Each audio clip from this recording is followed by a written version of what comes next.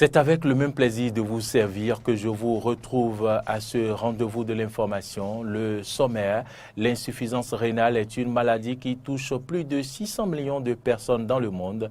Quelles en sont les causes et comment traiter cette maladie? Élément de réponse dans ce journal avec Horacia Djodji. 32% de la population rurale béninoise serait affectée de la dégradation des sols, une situation qui nécessite un changement de paradigme pour trouver des méthodes atténuantes. Vous suivrez dans ce journal quelques explications à ce propos. Au Nigeria, la population fait face à une épidémie sans précédent de fièvre Lassa. Sa propagation rapide inquiète la communauté scientifique internationale qui travaille actuellement à l'élaboration d'un vaccin. Voilà pour le sommaire de ce journal.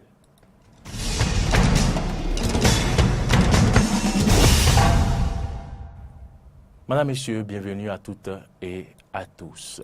Et quelle est cette maladie qui touche plus de 600 millions de personnes dans le monde? L'insuffisance rénale, c'est bien d'elle qu'il s'agit. Elle est l'une des maladies qui affectent les reins, organes essentiels pour le fonctionnement du corps humain. Et quelles sont les principales causes et comment est-elle traitée? Et suivez les éléments de réponse dans ce reportage de Horacia Djodji. Les reins sont deux organes situés dans la partie postérieure de l'abdomen, au niveau des régions lombaires, effectuant plusieurs fonctions dans l'organisme. Leurs destructions sont causées par de nombreuses maladies, dont l'insuffisance rénale. Elle peut être aiguë ou chronique. L'insuffisance rénale chronique, souvent irréversible, est provoquée par d'autres facteurs, entre autres génétiques.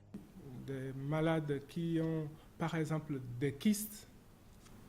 La polykystose rénale, c'est une maladie génétique qui touche les reins et qui entraîne la formation de nombreux kystes dans les reins. À côté de ça, il y a également les médicaments qui sont importants.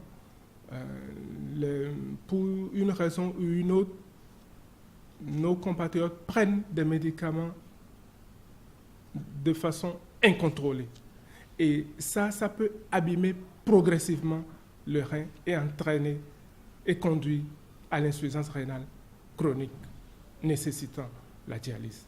Donc les automédications, les tisanes, les médicaments achetés n'importe comment, normalement doivent être évités. S'il est vrai que l'insuffisance rénale chronique est incurable, sa progression peut tout de même être ralentie, voire stoppée par la dialyse. Ce que nous faisons le plus chez les adultes, c'est l'hémodialyse, c'est-à-dire nettoyer le sang par le biais d'une membrane, d'un rein artificiel. Elle est très développée, on a beaucoup de patients, et donc quand les reins sont complètement fatigués, nous les mettons en hémodialyse. Il y a des critères, il y a des recommandations indiquées par la Société internationale de néphrologie que nous suivons. Donc ceux qui répondent aux critères, nous les préparons et nous les mettons en dialyse. Chez les enfants, on fait surtout la dialyse péritonéale. C'est-à-dire, on utilise, comme ils ont une petite taille, une petite surface corporelle, nous ne pouvons pas les mettre sur les équipements que nous avons parce que c'est très délicat. Et donc, ceux qui sont vraiment des enfants à bas âge, on leur fait ce qu'on appelle la dialyse péritonéale. On utilise la membrane péritonéale, c'est-à-dire l'abdomen, pour pouvoir les dialyser. On a des solutés qui permettent de faire ça. Une habitude préventive est nécessaire pour tous les sujets, qu'ils soient des personnes à risque ou normales, afin d'éviter une insuffisance rénale chronique. La première chose à faire, c'est de boire assez d'eau. Quand je dis boire assez d'eau, c'est de boire au moins 1,5 litre ou rester, je dis au moins 1,5 litre, sinon autour de 2 litres. Voilà. Quand on boit assez, c'est très bon pour le rein. Ça permet au rein de mieux nettoyer l'organisme et de débarrasser l'organisme des déchets qui s'accumulent. Et donc, nous leur conseillons de boire assez d'eau, d'avoir une activité physique régulière, de consommer moins salé, moins gras, parce que ça fait toujours du bien à l'organisme, et de consommer des fruits et légumes. À partir de la quarantaine, je pense qu'il est utile de faire quand même un bilan de temps en temps, même si ce n'est pas tous les ans, je dirais en moyenne 1 an ou 2 au plus, de faire un bilan, y compris un contrôle de la fonction des reins. Un traitement précoce et adapté des maladies telles que le cancer, les infections urinaires répétées, le diabète, l'hypertension artérielle, maladies responsables de l'insuffisance rénale chronique, est en la matière la meilleure prévention qui soit. De la santé à l'environnement, il n'y a qu'un pas. Parlons environnement avec le Bénin qui fait face depuis quelques décennies à un problème crucial sur le plan agricole. Il s'agit de la dégradation des sols. Au nombre des causes premières, la déforestation, les pratiques agraires et agro-pastorales inappropriées ou dépassées par l'état des sols, bien sûr. Que faut-il faire pour redonner à la terre sa fertilité? Les responsables du projet ProSol initié par la GIZ et d'autres acteurs du domaine de l'environnement s'intéressent à la problématique. Antoinette Sagbo pour le reportage. La gestion durable des terres GDT et des paysages agroforestiers au Bénin, nécessité d'un changement de paradigme pour un développement durable, est au cœur des préoccupations du gouvernement béninois qui a donc initié un atelier national les 27 et 28 février 2018. Que comprendre du changement de paradigme? Loïc Nyakadja, ancien ministre de l'Environnement, explique le fondement du concept. Le système en place que nous avons hérité de décennies de pratiques a été de dégrader, pas volontairement, mais d'utiliser la terre de façon extensive. Donc on utilise, on ne se préoccupe pas de sa durabilité et on passe à une autre terre. Et c'est cette logique-là qu'il faut renverser. L'objectif du changement de paradigme, c'est faire en sorte que les incitations du système favorisent, encouragent des productions comme le coton biologique. Ce n'est pas la seule solution, mais c'est une des solutions. Entre 2000 et 2010, selon des études réalisées, environ 2,2 millions d'hectares de terre se sont dégradés au Bénin. La situation est inquiétante, mais elle n'est pas irréversible car des techniques ont été adoptées par les exploitants agricoles.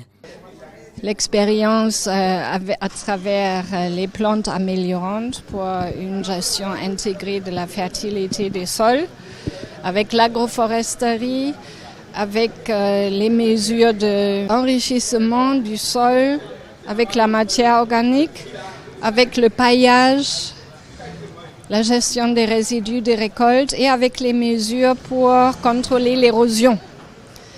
Et là, une mesure qui est très indiquée, c'est le labour perpendiculaire à la pente. Cependant, les producteurs rencontrent certaines difficultés. On a d'ailleurs 6000 producteurs qui ont planté le mukuna l'année dernière, les plantes améliorantes aussi comme le pois d'Angole. Mais on ne trouve pas ces semences sur le marché.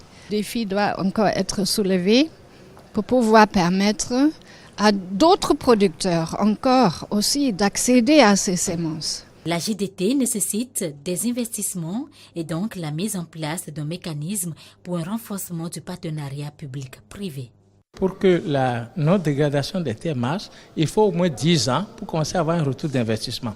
Or, dans les questions du changement climatique, l'arbre et le climat, il faut à peu près 25 ans à 35 ans pour que l'arbre commence à devenir vraiment un massif de séquestration de carbone. Il faudrait voir à peu près quels sont les coûts que cela implique au niveau des communes, des partenariats et du partenaire pour savoir coût-bénéfice, qu'est-ce que j'y gagne.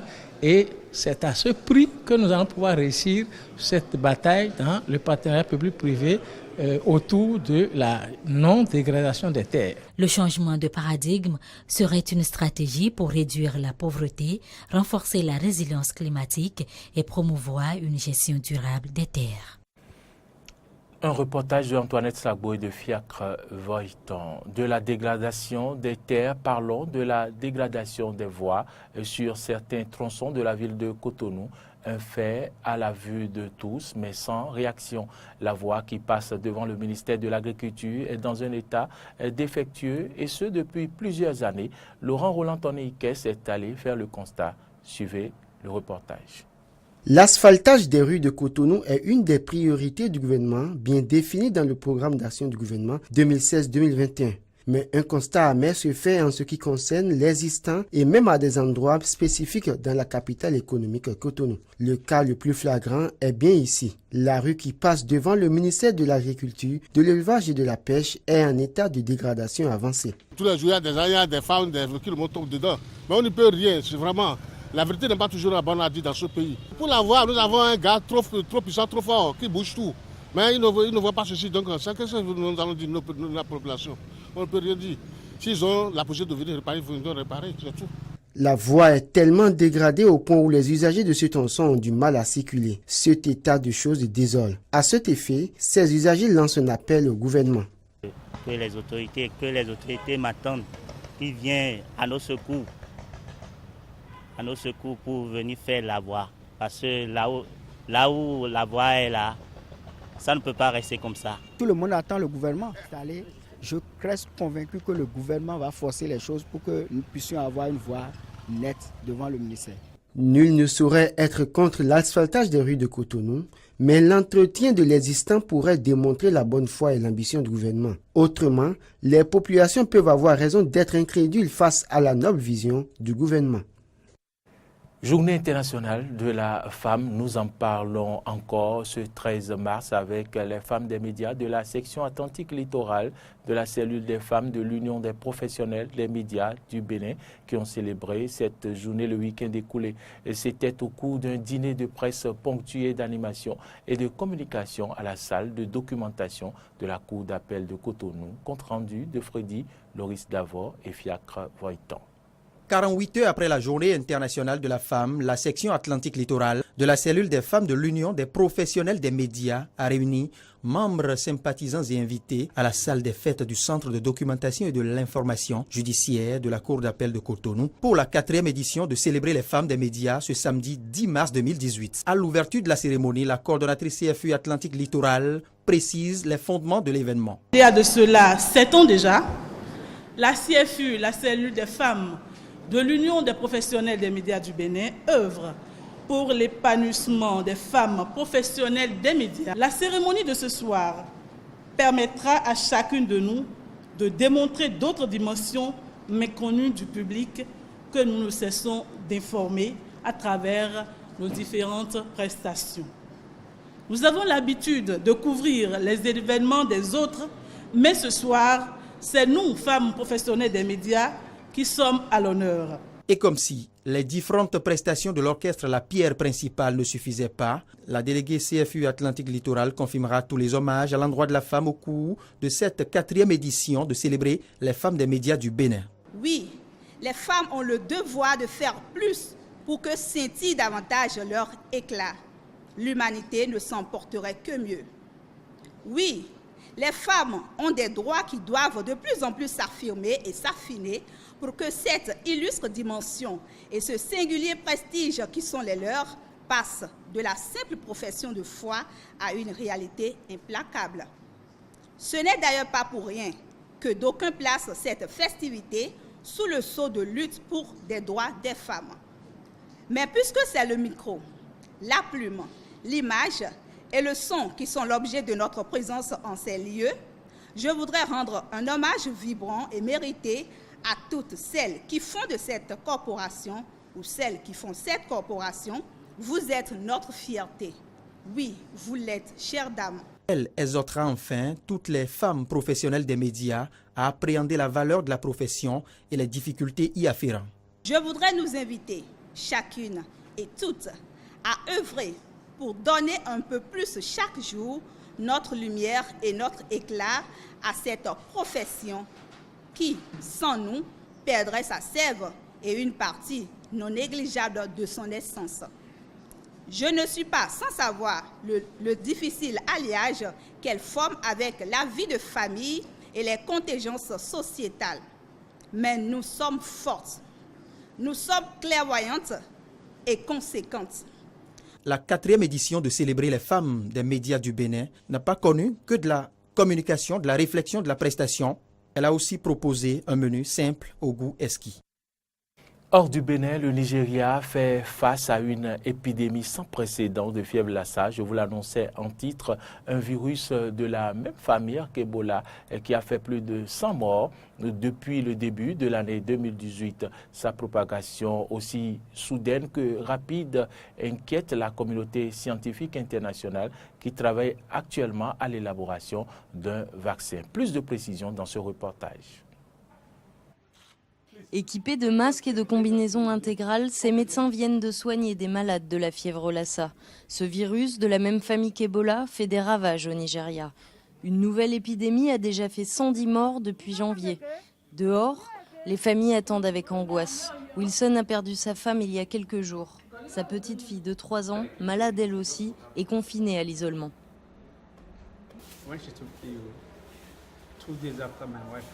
Quand ma femme est tombée malade, 2 jours après, on l'a enterrée. Parce qu'elle avait les mêmes symptômes que la fièvre de Lassa, mais nous ne le savions pas parce qu'elle était enceinte. Plus de 350 cas ont déjà été confirmés au Nigeria. Dans l'état d'Edo, au sud du pays, les patients affluent à l'hôpital d'Iroua. La fièvre hémorragique Lassa reste méconnue dans cette région pauvre et rurale, la plus touchée par l'épidémie.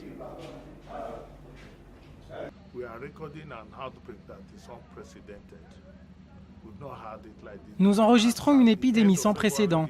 Nous n'avons jamais vu ça avant. Depuis fin février, le nombre de cas positifs recensés est beaucoup plus élevé que ce que nous avons eu sur toute l'année 2017. Dans cet institut de recherche, des échantillons de la fièvre Lassa arrivent de tout le pays. C'est le seul laboratoire au Nigeria à pouvoir diagnostiquer la maladie en 24 heures, avec des chercheurs venus du monde entier. Une équipe de l'OMS sensibilise le personnel médical et les familles pour éviter la propagation du virus. Étant donné la situation, nous allons à l'essentiel. Nous nous concentrons sur une bonne hygiène des mains, ce qui veut dire que l'on doit se laver les mains correctement en utilisant la bonne technique. La fièvre Lassa se transmet par les excréments des rongeurs et entre les hommes par les fluides corporels comme l'urine ou le sang. Mais les scientifiques étudient toujours les causes de cette épidémie et de sa propagation rapide. Allons en Tunisie où de futurs médecins manifestent pour leurs droits. Plus de 1500 étudiants en médecine et internes ont manifesté lundi à Tunis devant le ministère de la Santé pour protester contre une réforme qui repousse de plusieurs années la délivrance d'un diplôme et réclamer de plusieurs droits pour les internes en médecine. Suivez les propos d'un étudiant en médecine. On peut nous écouter dans des réunions fermées à huis clos, mais dans le réel, est-ce qu'il y a une législation ou il y a une volonté réelle pour avoir toutes ces revendications? On en doute fortement. Si le ministère ne tient pas ses promesses et ne veut pas tenir ses promesses d'une façon écrite et claire, nous serons dans l'obligation d'aller dans ce combat. On ne veut pas aller à ce point, c'est un point de non-retour. On veut revenir rapidement à nos hôpitaux et à nos facultés. Madame, Monsieur, c'est ici que se referme ce journal. Merci à toutes et à tous de l'avoir suivi. Bonne suite de nos programmes et surtout en compagnie de EDEN TV.